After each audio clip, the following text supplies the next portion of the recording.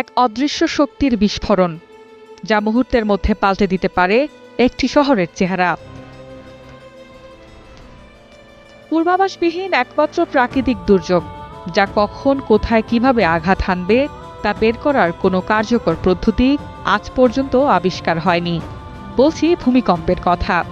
এমন এক আতঙ্কের নাম যার কারণে নিমিষেই থমকে যায় সবকিছু। ভেঙে পড়ে সুইস ভবন, নিরাপদ আশ্রয়ের সন্ধানে মানুষ ছুটোছুটি শুরু করে এখান থেকে সেখানে। কিন্তু প্রশ্ন হলো, কেন হয় এই ভূমিকম্প?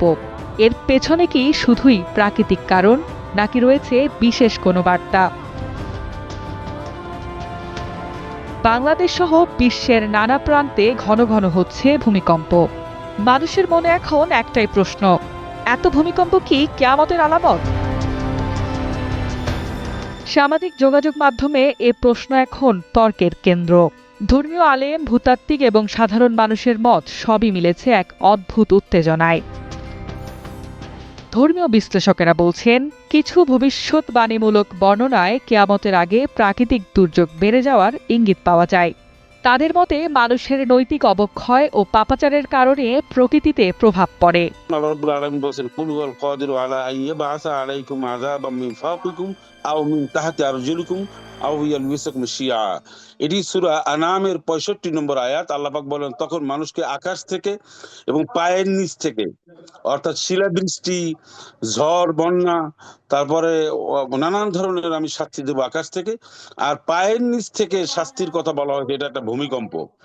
সুতরাং আমরা স্পষ্ট করে বলতে পারি, মানুষ যখন ইসলামকে অবজ্ঞা করে, ইসলামের বাইরে যায়, কোরআন এবং সুন্নাহর বাইরে যখন মানুষ বেশি চলার চেষ্টা করে, আল্লাহর আইন কানুনকে এবং রাসূল আকরাম সাল্লাল্লাহু আলাইহি ওয়াসাল্লামের সুন্নাহকে মানুষ যখন বৃদ্ধাঙ্গুল প্রদর্শন করে, অমান্য করে, আল্লাহ পাক তখনই এই জমিনে আহ আহ ভূমিকম্পর ন্যায় বড় বড় শাস্তি দেন। পবিত্র কোরআনে আল্লাহ তাআলা বলেন, আমি ভয় দেখানোর জন্যই তাদের কাছে নিদর্শন সমূহ পাঠাই।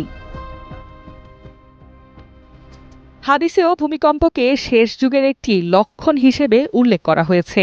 হযরত আবু হুরায়রা রাদিয়াল্লাহু আনহু বর্ণিত, রাসূল সাল্লাল্লাহু আলাইহি সাল্লাম বলেছেন, কিয়ামত কায়েম হবে না যতক্ষণ না ইলম উঠিয়ে নেওয়া হবে। ভূমিকম্প বাড়বে, ফিতনা ছড়াবে, আর খুনোখুনি বাড়বে। সূরা হজ্জে বলা হয়েছে, কিয়ামতের ভূকম্পন হবে এতটাই ভয়াবহ যে মা তার সন্তান ভুলে যাবে, গর্ভবতী নারী গর্ভপাত করবে, আর মানুষকে মাতালের মতো লাগবে। আসলে তারা নেশাগ্রস্ত নয়, ভয়াবহ শাস্তির কারণে হতবিহ্বল।